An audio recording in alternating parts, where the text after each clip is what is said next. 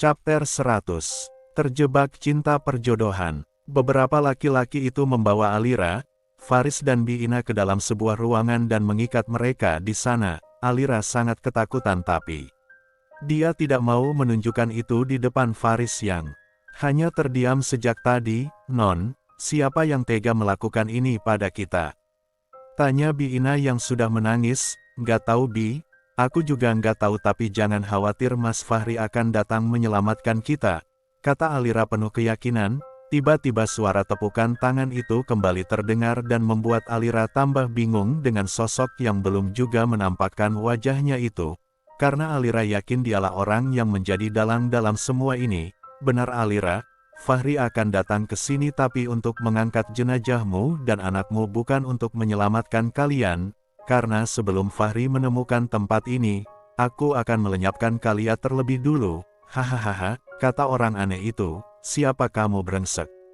Keluar sini, tunjukkan tampang tidak tahu malumu itu," teriak Alira. "Besar juga nyalimu untuk menantangku Alira," kata orang yang sudah keluar dan berdiri tepat di hadapan Alira. "Sudah kuduga pasti kamu, karena tidak ada orang yang akan melakukan hal sepengecut ini selain kamu," kata Alira yang membuat orang itu makin geram dan langsung menamparkan Alira dengan kerasnya. Plak.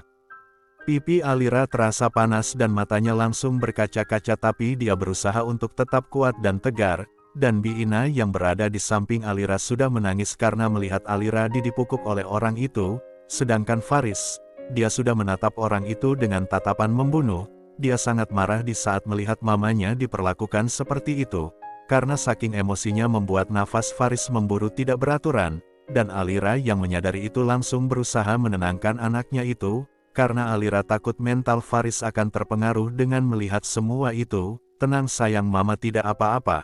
Kamu nggak usah khawatir karena sebentar lagi papa akan datang." "Oh ya. Hebat banget kamu Alira, sudah memiliki anak sebesar ini dan sekarang kamu sudah hamil lagi. Tapi tenang saja, Fahri akan datang ke sini tapi setelah kalian semua sudah aku habisi," teriak orang itu. Sedangkan Fahri yang sudah berada di pabriknya di luar kota merasa ada yang mempermainkannya di saat dia mendengar dari Tony, manajer pabriknya itu, kalau Tony tidak pernah menelponnya untuk datang ke pabrik, dan pabrik pun tidak ada masalah apa-apa. "Ada apa ini?" tanya Fahri dalam hatinya, dan tiba-tiba Fahri teringat dengan Alira dan dia langsung merasa khawatir karena sejak tadi Alira tidak mengangkat teleponnya. Dengan segera Fahri langsung bergegas pergi menuju bandara. Dalam perjalanan ke bandara Fahri memilih untuk menelpon ke rumahnya untuk menanyakan keadaan anak dan istrinya. "Halo Tuan," sapa Bisumi setelah mengangkat telepon dari majikannya itu. "Di mana Alira dan Faris?" tanya Fahri. "Loh, kan tadi Nyonya Alira sama dan Faris pergi." "Ikut Tuan," jawab Bisumi. "Apa? Ikut aku? Kemana mereka pergi?" tanya Fahri panik. "Nggak tahu Tuan, soalnya tadi ada yang jemput mereka, katanya disuruh Tuan, dan orang itu pakai mobil Tuan," jawab Bisumi.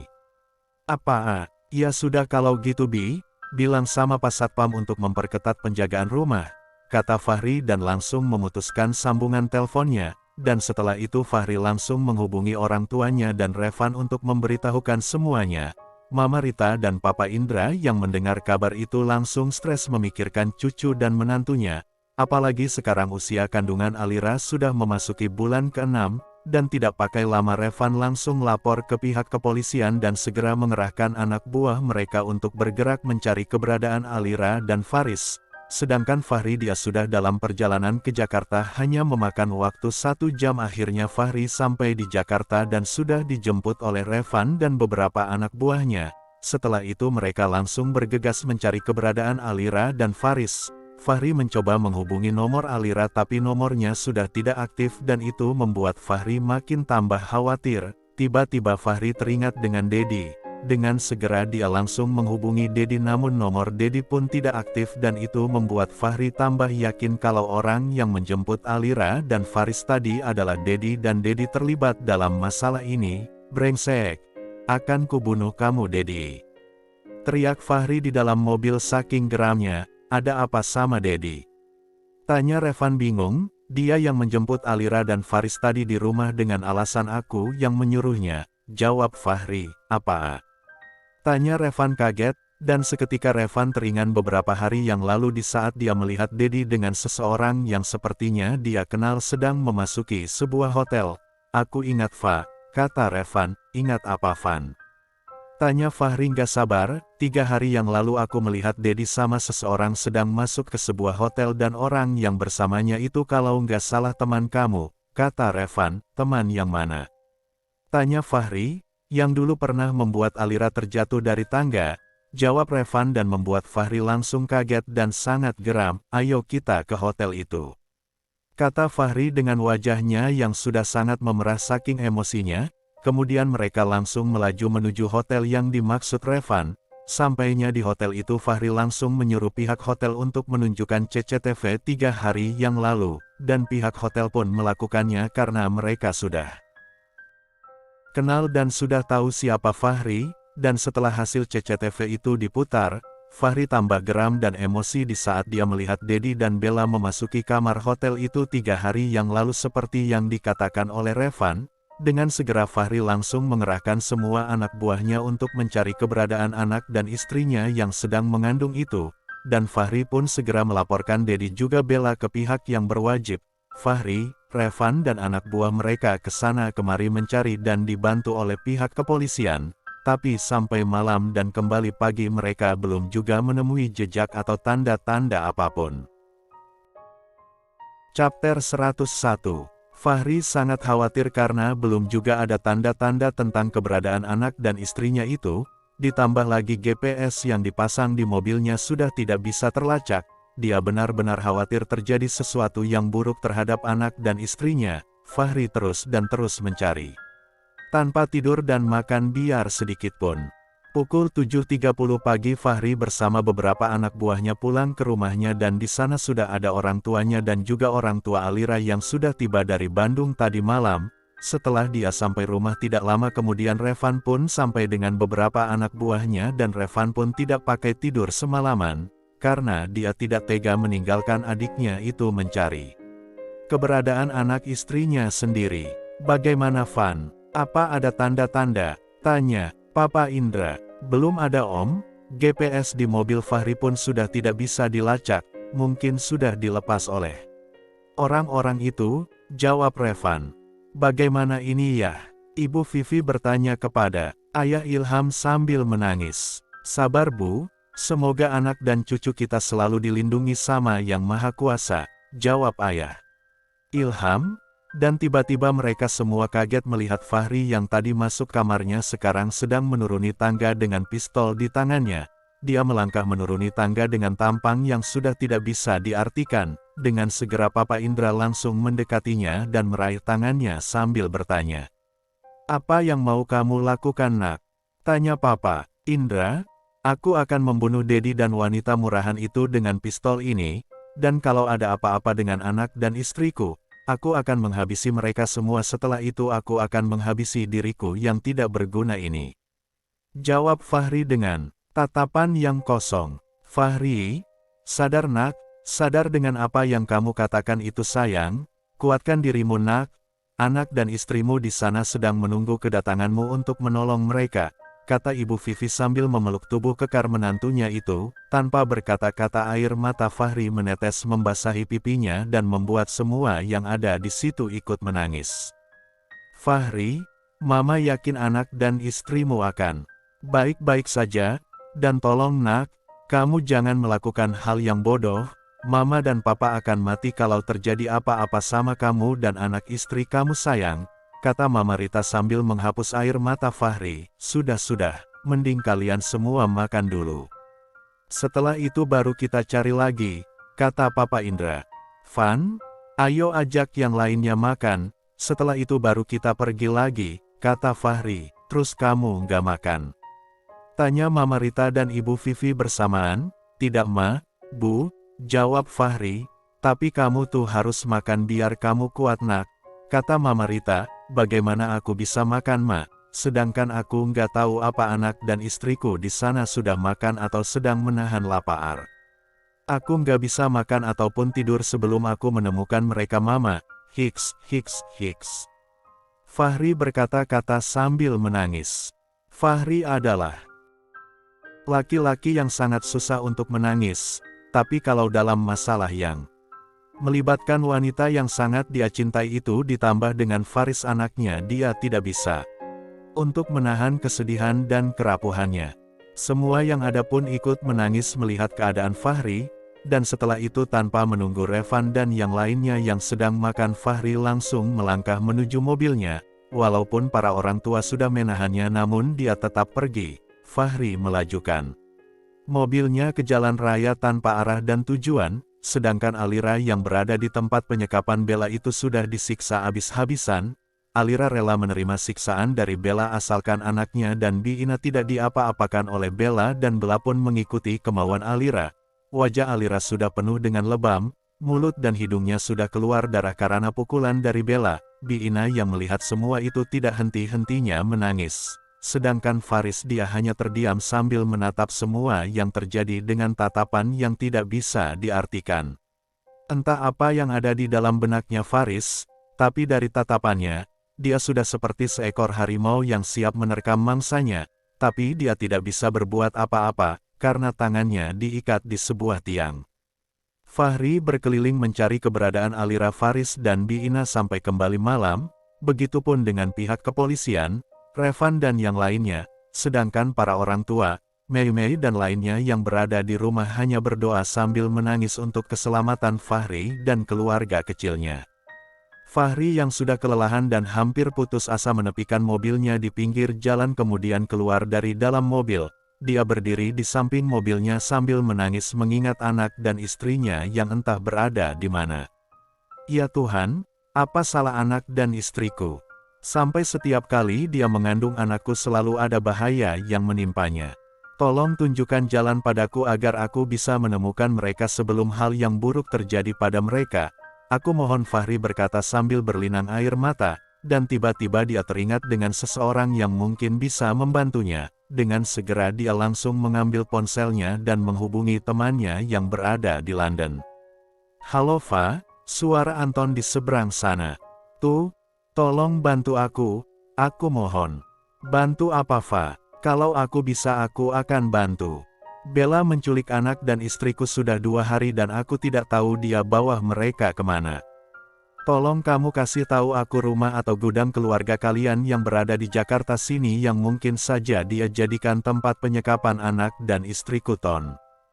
Cuman ada satu Fa, itu rumah tante aku dan Bella yang tidak ada penghuninya, mungkin saja dia menyekap anak dan istrimu di sana, tapi tolong Fa, kalau kamu menemukan mereka, tolong jangan kamu lenyapkan saudaraku itu, serahkan saja dia ke pihak yang berwajib. Baik Ton, jawab Fahri.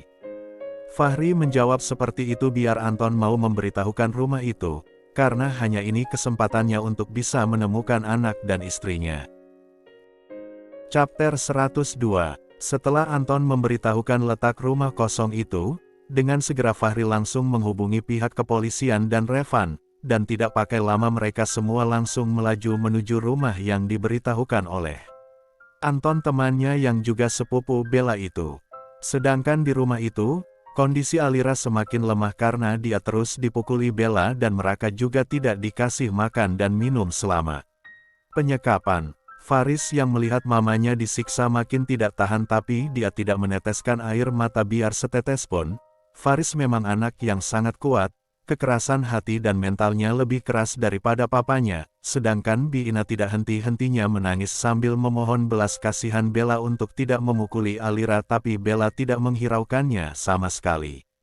Faris yang melihat kondisi mamanya merasa tidak sanggup, akhirnya dia memalingkan wajahnya dan tiba-tiba matanya tertuju pada pisau yang berada tepat di sampingnya. Dengan perlahan-lahan dia berusaha mengambil pisau itu dengan tangannya yang terikat.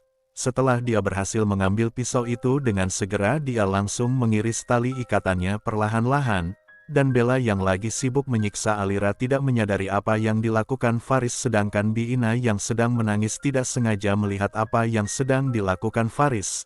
tapi secepatnya dia kembali fokus sama Bella yang sedang menamparkan Alira dan kembali menangis memohon belas kasihan Bella, tapi dengan angkuhnya Bella malah memukul Bi Ina dengan kerasnya sampai sebelah pipi Bi Ina jadi memerah, tapi tiba-tiba Bella dikagetkan dengan suara krek yang berbunyi dari arah luar rumah. Dan tidak berapa lama muncul Dedi yang berlari menghampiri Bella dengan wajah yang panik dan ketakutan. "Bella, ayo kita cepat pergi.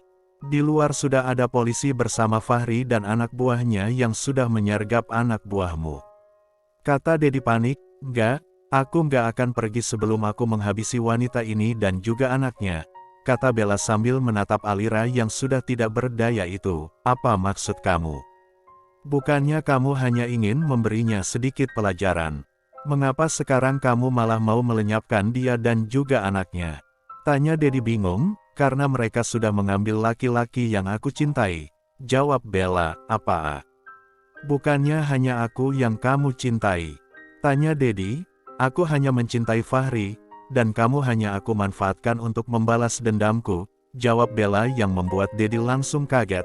Dan di saat mereka lagi asik bertengkar, Faris yang masih berpura-pura terikat sudah memberikan pisau kepada Bi Ina untuk mengiris talinya. Di saat Bi Ina sedang berusaha memutuskan talinya, Faris yang sudah sangat marah dengan melihat kondisi mamanya yang sudah tidak berdaya itu langsung bangkit dan segera mengambil pistol yang berada di saku celana Dedi bagian belakang. Di saat merasa ada yang menarik celananya di bagian belakang, dengan kagetnya Dedi berbalik dan belum sempat dia menyadari apa yang terjadi, satu tertembak sudah menembus dadanya dan membuat Bella langsung kaget dan terbelalak matanya.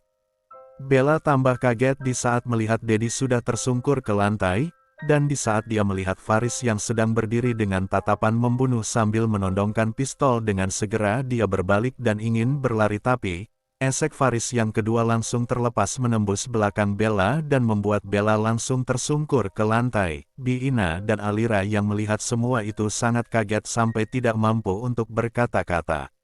Alira dan Bi Ina tidak menyangka Faris bisa melakukan semua itu. Mereka berdua menatap Faris dengan mata terbelalak dan mulut yang terbuka saking kagetnya. Dan tiba-tiba Bi Ina dan Alira yang lemas tidak berdaya itu langsung mengeluarkan suara teriakan di saat mereka melihat Fahri mengambil pisau yang berada di samping Bi Ina dan langsung menghampiri Bella yang masih bernafas sambil menatap Alira.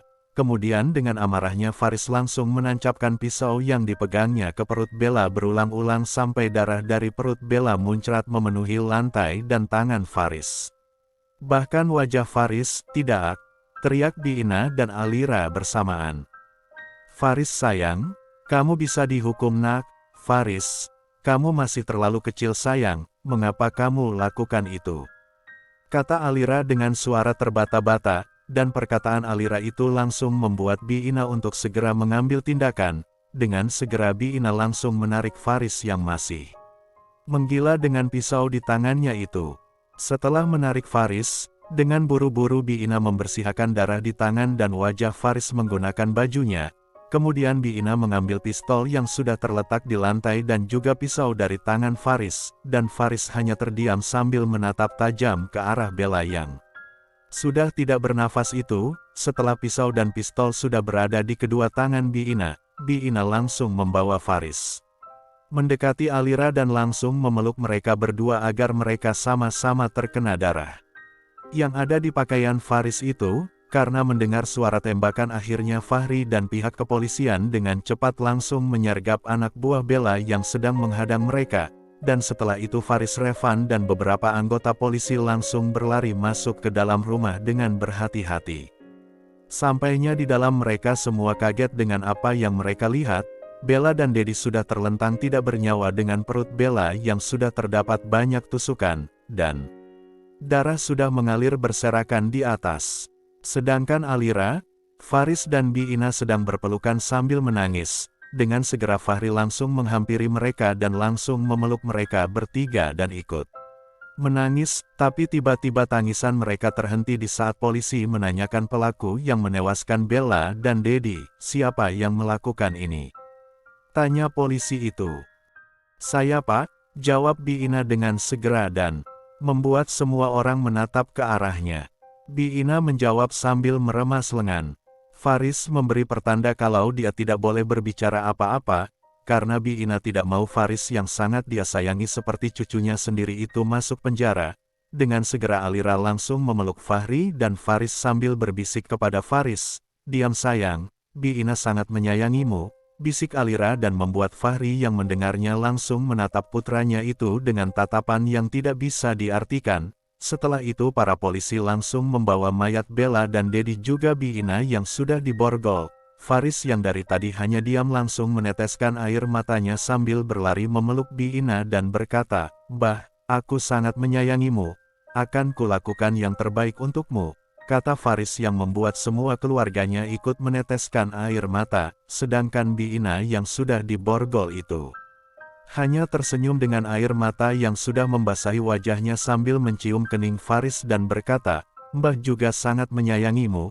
Jadi anak yang kuat dan pemberani. Mbah sangat bangga padamu," kata Bi Ina dan langsung dibawa pergi oleh pihak yang berwajib. Chapter 103. Setelah itu Bi Ina langsung naik ke mobil polisi dan dibawa bersama mayat Bella dan Dedi. Faris yang terus menatap mobil yang membawa Bi Ina itu langsung berlutut ke tanah sambil berkata, "Mbah maafkan aku janji akan melakukan semua yang kamu katakan," kata Faris sambil menangis. Dengan segera Mama Rita dan Papa Indra yang juga sudah berada di situ langsung melangkah menghampiri cucu mereka dan memeluknya. Sedangkan Fahri dan mertuanya sudah dalam perjalanan ke rumah sakit membawa Alira. Karena kondisi Alira semakin lemah, sampainya di rumah sakit Alira langsung dilarikan ke ruang UGD dan ditangani oleh dokter yang dulu menanganinya di saat kelahiran Faris. Sedangkan Mama Rita dan Papa Indra yang baru selesai menenangkan Faris langsung segera bergegas menyusul Fahri dan mertuanya ke rumah sakit. Mereka pergi bersama Revan, Mei Mei dan juga Melda.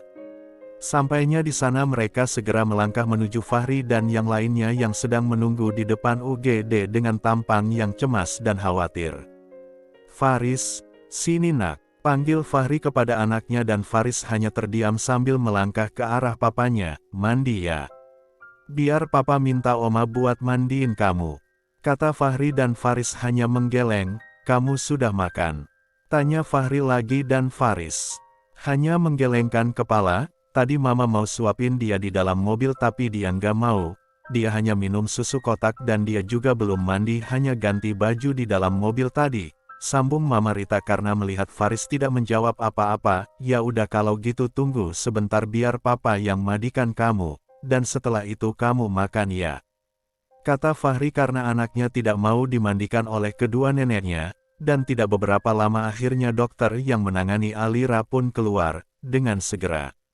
Fahri dan yang lainnya langsung buru-buru menghampiri dokter itu dan bertanya, "Bagaimana keadaan istri saya, Dok?" tanya Fahri. "Istri Bapak tidak apa-apa, dia hanya mengalami lebam di wajahnya dan dia sangat lemas karena belum makan dan minum, tapi kandungannya tidak berpengaruh sama sekali," kata dokter itu. "Tapi kenapa dia nggak sadar, Dok?" tanya Ayah Ilham. "Itu karena pengaruh suntikan yang saya kasih biar dia bisa beristirahat. Tapi dia belum makan, Dok," kata Mama Rita. "Gak apa-apa Bu, karena saya sudah memberinya infus penambah cairan dan kekuatan, jadi nanti dia sadar baru dikasih makan dan sekarang Ibu Alira akan dipindahkan ke ruang rawat," kata dokter itu. Mendengar perkataan dokter membuat Fahri dan keluarganya merasa lega karena Alira dan bayi dalam kandungannya tidak apa-apa. Tapi setelah itu mereka kembali sedih mengingat Bi Ina yang sudah ditahan di kantor polisi, dan mereka semua masih belum percaya Bi Ina bisa melakukan hal itu. Setelah Alira sudah dipindahkan, ayah dan ibu Alira langsung menemani Alira di dalam ruang rawatnya sedangkan Revan dan Mei Mei sudah pamit pulang karena Melda sudah mengantuk dan besok harus sekolah. Sedangkan Fahri dan orang tuanya memilih untuk pergi membawa Faris yang masih saja terdiam itu ke kamar khusus yang sudah disiapkan pihak rumah sakit kepada mereka. Sampai di dalam kamar itu mereka bertiga saling menatap dengan tatapan bingung karena merasa aneh dengan tingkah Faris. "Faris, kamu kenapa sayang?" tanya Mama Rita. Tapi Faris tetap diam. "Nak, apa yang kamu pikirkan? Apa kamu memikirkan Mbah?" tanya Papa Indra dan dianggukin oleh Faris. "Ya sudah, Kalau gitu ayo mandi dan setelah itu makan baru kita ke kantor polisi nemuin Biina. Sambung Fahri. Mendengar perkataan Fahri membuat Faris langsung berdiri dan melangkah menuju kamar mandi. Fahri dan orang tuanya bukan hanya bingung tapi mereka juga takut dengan mental Faris, karena mereka berpikir Faris juga melihat apa yang dilakukan Biina kepada Bella dan Dedi. Fahri dan yang lainnya belum tahu kalau Faris yang melakukan semua itu. Yang mereka tahu itu perbuatan Biina sesuai pengakuan Biina. Sampainya di kamar mandi, Fahri langsung memandikan Faris yang masih saja terdiam. Setelah selesai mandi, Fahri langsung membawa Faris keluar dan mengeringkan rambutnya menggunakan handuk kecil. Dan tiba-tiba Faris yang dari tadi terdiam langsung bersuara di saat mendengar obrolan papa dan oma juga opanya itu. "Fa, kasihan Biina. Dia harus menjalani hukuman karena telah menghabisi Bella dan juga Dedi," kata Papa Indra. "Iya, dan Mama tidak menyangka Biina bisa senekat itu," sambung Mama Rita. "Iya Ma, aku juga nggak menyangka," jawab Fahri sambil memakaikan pakaian Faris. "Bagaimanapun caranya, Papa dan Opa harus membebaskan Mbah. Karena bukan Mbah yang melakukannya tapi aku," kata Faris yang membuat Faris dan orang tuanya kaget setengah mati. "Apa katamu Faris?" tanya Mama Rita kaget, sambil menatap Faris. "Aku yang melenyapkan kedua orang itu, karena kalau aku tidak melakukannya mereka akan membunuh Mama dan aku juga Mbah," jawab Faris. "Astaga Pak, bagaimana ini Pak? Mama nggak percaya," kata Mama Rita panik. Sedangkan Papa Indra dan Fahri hanya menatap Faris dengan tatapan bingung dan kaget tanpa berkata-kata. Dan orang yang ditatap itu hanya terdiam sambil menatap kosong ke depan. Fahri dan Papa Indra takut kalau mental Fahri akan terganggu dengan apa yang dia lakukan, karena Papa Indra maupun Fahri yang sudah dewasa dan sudah tua saja tidak pernah melenyapkan nyawa seekor kucing, sedangkan Faris yang masih sekecil ini sudah menghilangkan 2 nyawa orang dengan cara yang begitu sadis. Faris, kamu nggak perlu takut dan memikirkan semua itu. Papa akan membebaskan Mbak asalkan kamu jangan murung seperti ini. Kamu nggak usah merasa bersalah sayang. Mereka itu orang yang mau membunuhmu dan mama kamu. Jadi apa yang kamu lakukan itu bukan seutuhnya kejahatan. Kamu melakukan itu untuk melindungi diri dan orang yang kamu sayangi. Fahri berkata panjang lebar untuk menenangkan anaknya karena dia takut mental anaknya akan terganggu dengan semua itu. "Aku nggak takut Pak, dan aku nggak merasa bersalah, karena mulai dari sekarang, kedua tanganku ini akan menjadi samurai untuk melenyapkan siapapun yang menyakiti keluargaku, dan badan ini akan menjadi baja untuk melindungi orang-orang yang aku sayangi," jawab Faris panjang lebar dan membuat mata ketiga orang tua yang sedang menatapnya langsung berkaca-kaca. Mereka tidak menyangka anak sekecil itu sudah memiliki sifat dan pemikiran seperti itu. Dengan segera Fahri langsung memeluk anaknya itu sambil meneteskan air mata, begitu juga dengan kedua orang tuanya yang merasa haru dengan perkataan Faris dan pengorbanan Biina yang begitu luar biasa.